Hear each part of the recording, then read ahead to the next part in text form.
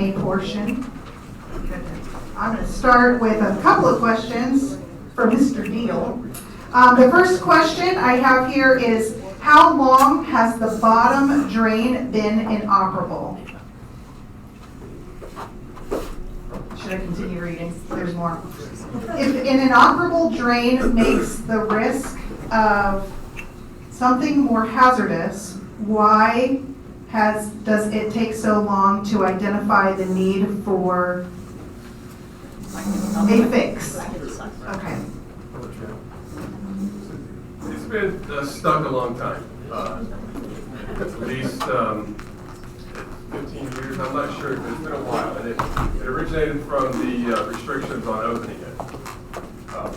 After the, I guess, 96 episode. I don't know, do you guys know, do you recall when DEQ restricted opening of the? I think it was with the original consent order. This would have been what year? No. Fish kill was 93. Yeah. So it became stuck sometime after that the mid-90s. As far as why hasn't it been addressed yet, there really hasn't, well, one, DEQ restricted it from opening it. The second thing is there's not been much of an appetite to fix it, because what will occur once it's open is additional sediment will inevitably be released. We're talking about a bottom drain with a couple decades of sediment around it that's going to be open.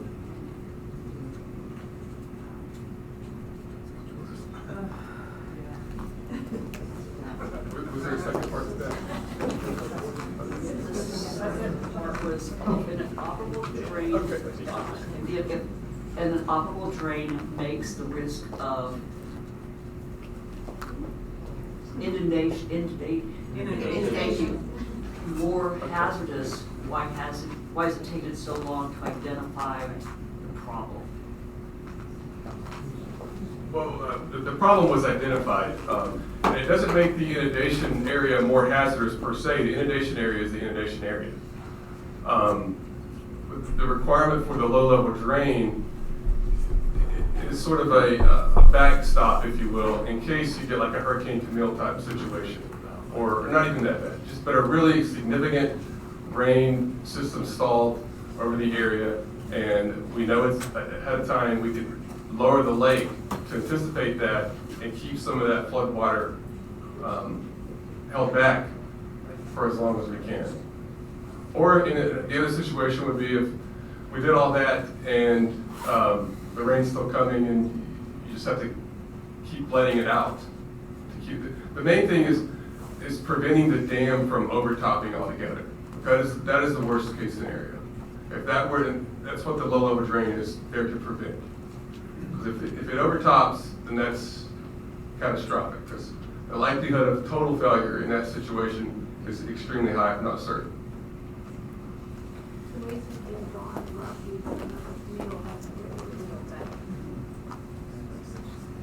Yeah, well, they still have it. Obviously, we know they have the ability to lower it, and they can get it pretty low. But the low-level drain, it just gives them increased timing in that capacity.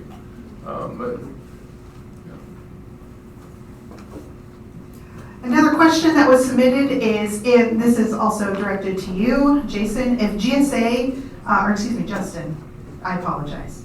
If GSA does not address the conditions of the conditional permit by July, what happens then and in what time frame? Thank you for that question. I actually had that on my slide, but I think I kind of stumbled through that. So, as I mentioned, they have two primary outstanding items. One is to replace the drain valve, which I understand is going to be underway shortly.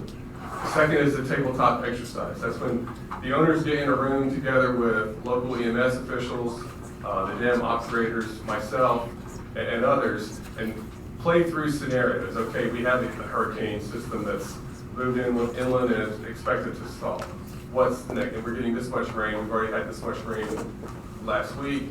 What do we do in those situations? So that's the tabletop exercise. So they have until July to complete that. And if they do, I expect them to be eligible for a regular certificate. That's the 6-year one that's issued. If for some reason they're not finished, we would issue them a conditional certificate And since they only have a couple of items left, that would be for 1 year. So the operation and maintenance certificate is really a plan. It's, if you look into the nuts and bolts, when the dam is to be inspected, how often, what parts of the dam, those kinds of things. Okay, none of that changes between a conditional and a regular certificate. It's just the length at which they're issued for. That's. Thank you, Justin. Got another question here, and it reads as follows. When can another 319 grant application reopen? What other funding opportunities exist? Nesha. So the current 319 grant is scheduled to extend through December 31st of 2024. If that needs to be extended, that is an option. If things are taking longer, we often have to extend grants. After that grant closes, then we do have funds set aside for continuing to support existing projects that are very successful. So it depends on what happens. There are a number of kind of scenarios we're wondering about with the prison, the Vesta County Correctional Center, but it sounds like that's going to happen. So we're in a wait and see mode with several components of the project. But if all goes well, then somebody could reapply to get at more of the different pieces of what's in that implementation plan. Oh, and other funding sources, sorry. It depends on what aspects of the plan you are looking to fund. It is very difficult to find funding to support dredging work. We really had to make the case to EPA to use these funds to do that work at the Scout Camp. The agricultural side of things, that there are a lot of different opportunities out there for agricultural best management practices. There's state and federal cost share programs. National Fish and Wildlife Foundation has an excellent grant program for the Chesapeake Bay watershed. Department of Forestry has a number of grant programs, so there are quite a few opportunities out there. Thank you, Nesha. We have another question that's also directed to DEQ. I have Brandon here from the Harrisonburg Regional Office. And the first question, there's two, but the first one says, why isn't the dam's discharge structure considered a point source pollution capable facility? Okay, great. So I'm Brandon Carrico. I'm the Regional Director for our Valley Regional Office. We're located in Harrisonburg. Also wanted to introduce Scott Morris. He's our Water Division Director for the state as a whole. So he came in from Richmond for the meeting this evening. So it's good to be here with you all.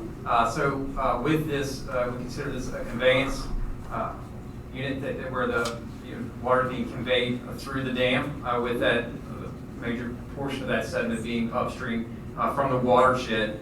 If we had a point source, we look at, like Stan had mentioned, a discharge pipe from a wastewater treatment facility.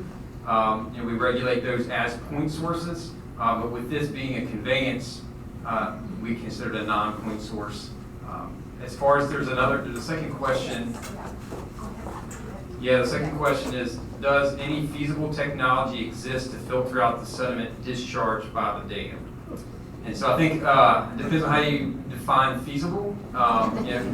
But with that volume of water that is coming, that is being released, treatment technology such as filtration, other things that could potentially be looked at to try to treat that volume of water would be very, very difficult.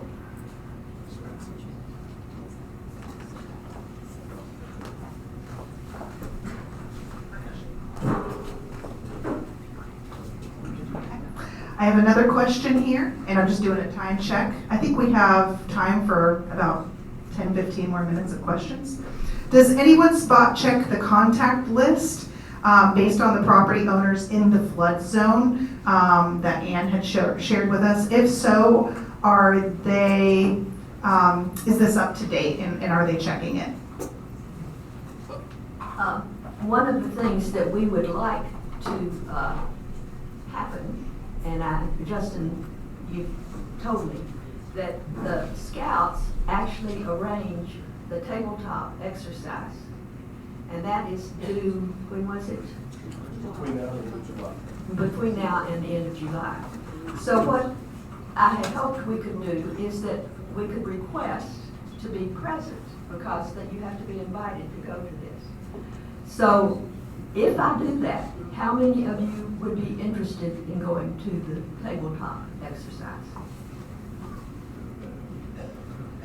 Okay, would you please send me an email, or send me an email, so that I can arrange with the local emergency chief who will be present there, and also to request from, we had somebody from the Boy Scouts. Can we request that right now? Has he left? Oh, too bad. He had to step out, but he'll be back. He will be back, okay. So I will see if we can get an invitation to go to that tabletop exercise, to understand what happens during an emergency activity. Okay, that looked like there were about 10 people. The question though is, is anyone spot checking it? That's Contact us. okay. Yeah, so part of their emergency action plan, they have to do a tabletop within that 6 years, a tabletop exercise. But they're also required to do an annual drill. And that's when the owners sit down together and go through all the contacts and make sure that they're up to date. Is this a new requirement, or has this requirement been there for years? This requirement has been here for, yes, a number of years. Have they complied with that requirement? To the best of my knowledge, they have. It's really, there's no really way for me to check it. It's kind of like an honor code, to be honest with you. I don't sit down with them and go through it. And they don't tell you when they do it? They do. Usually, there's in our thesis system, there's a place to log that. And when they come up for a new certificate, an application for a new certificate, when a certificate expires, that's one of the things I looked at. Do they have all their inspections in order? Have they done their annual drills? Have they done a tabletop exercise? The annual drill is that, I just mentioned the 4 biggest components that are on the current conditional certificate. Annual drill is also listed a couple of times because it's a 2-year certificate. For time's sake, I just focused on the 4 major ones. So if that list of owners is available online, if I check that, I can see, like my neighborhood, I should see names of owners within the last. You should be on the EAP. Last 5 years or so, ownership changes should be maybe not on there, but everything earlier than that. How old is the current one? It was approved in 2020. I don't know that they've provided any updates since. I don't think they have. Just out of curiosity, if you are a landowner on the river, have you checked your information? No one. Has anyone? Oh, you have? Are you on the list? I'm not sure how old the list was that I saw. It may be the one that I was sent by the dam authority before we bought the property. I was trying to look it up while we sit here, and I couldn't find the right page to get on to check the list. But according to that list, out of maybe 9 property owners on our road, which is just right across the street here, I think 1 was correct as of this year. As you can imagine, especially with a dam this large, and as I said, it's over 32 miles. It's a daunting task to keep track of it for the owner. I mean, it is. I mean, you just kind of. And currently, the current notification process is what, a phone call? So new EAPs. Well, what happens? One of the first people we get involved is the National Weather Service. And because that's what they have, the infrastructure to send out mass notifications to given areas of people. And they have all EAPs, they have this one, I'm sure, on file. And if we call them and say, hey, there's an issue at Lake Merriweather, Goshen Dam, and we think it's a stage 2 and it might get worse. So they're going to pull up the EAP and look at those inundation maps and map out an area in their system, with a margin of error, and be ready to send out a notification that, the dam is at risk of failure. What kind of notification? It's a text message to a phone number? To cell phones. All cell phones within the area, or cell phones going with that It'd property? be cell phones in the area of the inundation zone that they have on file with a margin of error. It'd be much wider. So some people would get it that aren't anywhere near that. Spencer Suter is here and has a little more to add to that. Folks, I used to be an emergency manager in a past life, so I'm fairly familiar with this. I just learned something a little bit ago that our fire chief, who does an outstanding job, Nathan Ramsey, he stopped up, he had to leave to go to another meeting. He was going to speak to this. But everybody knows what an Amber Alert is, right? Okay, in a level 3 emergency, it would get to that point. So not just people along the river, but everybody is going to get out of bed. So, I've been listening to this, and I just want to reassure you, and I wasn't aware of that till he told me. And apparently in the past 2 years, that's been implemented. So I just want to make sure that everybody was aware of that.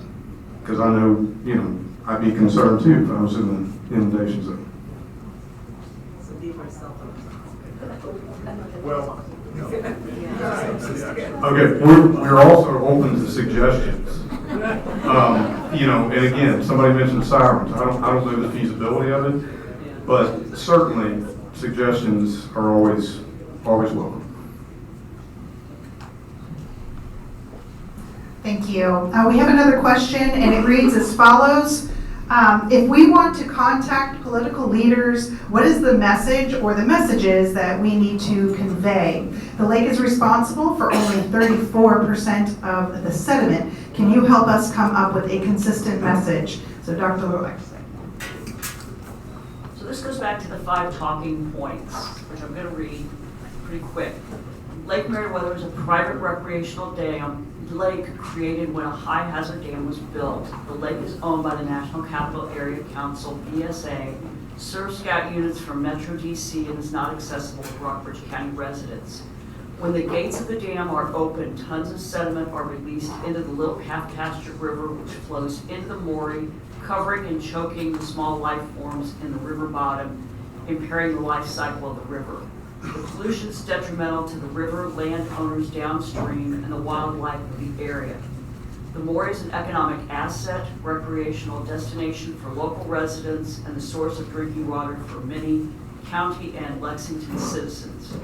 According to the DEQ report, it is the responsibility of local landowners and local governments to take actions necessary to improve the river. The Maury River Alliance wants to work with all parties to help the health and safety of the river. So even if only a small portion comes directly from Lake Merriweather, it is still putting tons of sediment into the Maury River. And to me, the point isn't the percentage of the amount of sediment getting into Lake Merriweather, it's the tons of sediment coming out of Lake Merriweather and how it's affecting the Maury River and affecting us. So if you're a fisherman or a fisherwoman or a kayaker, and contact someone and just talk about what have you what kind of changes have you seen in the river in the past, say, 5 or 10 years? Is it murkier? Is it greener? Is it more difficult to go kayaking now because you can't see bottom, and so you can't go do the flips, and you can't practice like you want to because it's not safe anymore? Are there days that you're terrified of letting your child that you know can swim well get in the river and swim, because if they get underwater it's so murky, you're afraid you're not going to be able to see your child pull them out of the river? That happened with one of my neighbors last year. Tell those stories to them. That these experts that we've heard talk tonight are the ones that can help come up with the solution. But if our elected leaders don't understand that this is a problem and don't hear from us on a regular basis, there's a lot bigger counties around here and a lot more people that are going to get their attention. So we have to be a squeaky wheel, and we have to pick one of these sentences or even part of one of these paragraphs and just focus on that. There's letters back there that are already written out for you. You can just scan them on your computer, cut and paste the names of the the elected leaders and contact them or call them on the phone and talk to them as well. Believe me, I've been on the phone with the aides for many different elected leaders, and there was one meeting, Senator Head is our new senator. He's from Botetourt County. He had a 2-hour meeting with Barbara from Rockbridge Conservation and Joan Joyce. He had no idea that Lake Merriweather was there. He had no idea about all the sediment, all the pollution. He knew none of it because he's from Botetourt. But there are people in Glasgow that I talk with at my office. They had no idea that's what caused the river to be green in August. So it's just, we have to talk about this and make sure people are aware. Most people have no idea that the reservation is there and no idea the effect that the lake is having on the community. And so that's the whole point, is just keeping them aware and don't let this die back, because that's what happened in the past, is it's just kind of gone away. People have lost enthusiasm, they kind of move on to something else. And if we want to have another summer of, it's stinking hot and we want to get in the river and it's dangerous to get in the river because of what was dumped in the river, it's going to happen again unless we're willing to be diligent and just squeak away as we go. Okay, thank you for that, Linda. All the talking points that she has here and she shared with you is on that back public policy table. You will also see on the website, and if you sign up for the emails, you'll receive it that way too. How about we go into a rapid fire with Nesha, just because of time purposes, so rapid fire, no pressure. All right, Nesha, first question. What would happen if the lake was never drained and just allowed to be naturally filled with sediment? So we have done, we did a bathymetric survey of Lake Merriweather when we were developing the TMDL, meaning that we measured the depth of the lake at various points to create a model of the bottom of the lake. And then we did another bathymetric survey before we developed the implementation plan. So that was like 6 or 7 years difference. We didn't find a lot of change in the lake depths. However, that's a pretty short time frame, and the lake has been lowered within that time frame, so some of that sediment that's accumulated has been exported. And as our study showed, the lake is trapping about 25% of the sediment that's coming in during storm flows. So my best guess is that eventually it would fill in if it were not lowered. I don't know what time frame, how much time it would take before that actually happened though. Rapid fire number 2. Why not ban livestock from the land where degraded pasture land is contributing to the sediment problem? I can't answer that in rapid fire, but that's a private property rights issue. And non-point sources are very difficult to regulate because you can't point to the source, right? To fingerprint that sediment to say whose it is very challenging, and we're not at that point in Virginia. Finally, promise, then you're off the hook. Number 3, what would lake dredging look like? So the plan for the little calf pasture dredging can take a number of different forms. If we were trying to remove sediment from the very middle of the lake or in front of the dam, that would be one thing that might be done hydraulically. The plan for the grant and what the scouts are looking at doing is to target a few of the areas that we identified in the implementation plan as having the most potential for runoff when the lake is lowered. So those are going to be portions of those mud flats that are exposed the fastest when we're lowering the lake and can be accessed with equipment from the scout camp taking a road in. So the scouts right now are working on all the plans and designs for that process, but it would be done from the land on the lake bed.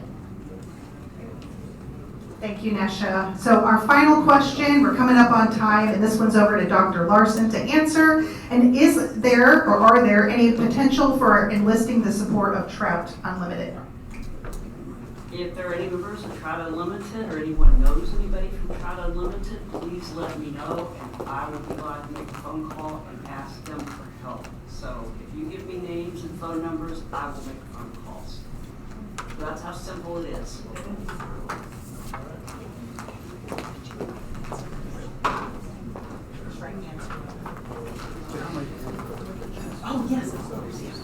Sorry, folks, I wanted to clarify something. I said amber alert. You would not get an amber alert, but it's very similar to that. So I don't want people thinking that you're getting an amber alert, but it's very simple. It's a wireless notification, and it is understood that a lot of folks in the Rockbridge Pass area are not going to have cell coverage. So that point is not lost. So we're going to do the best we can. Thank you. All right, that's all the time that we have for questions. What I'd like to do now is kick it over to Sandra for some final remarks, and then we'll close it up with the MC meet. Thank you very much, Jenny. We appreciate your help. What was I going to say? Oh, that's right. If your question was not answered, we will have, within, we hope, about a week, a recording of this meeting, and we will also have all of the questions, and any questions that were not answered will be on that as well. So we're sorry we couldn't get to everything else. Thank you all so much. This has meant a lot to me. Now I'll rapid fire very quickly with some final announcements. Ladies and gentlemen, this is all the time that we have for the public forum. We want to thank the Rockbridge Baths Volunteer Fire Department for the use of their facility. Also, if you could join me in a round of applause for Henry Aiken. He was our videographer for today's event. Thank you, Henry. We also wish to thank all the MRA volunteers and a special thank you to you, our guests, for attending. The video recording will be posted soon. Make sure that you stay in touch with info@MauryRiverAlliance.org, O-R-G, right? And please travel home safely. Thank you for your interest. If you have not had a chance to do so, please visit the information tables located on the perimeter. And thank you so much. This concludes our public forum. Thank you.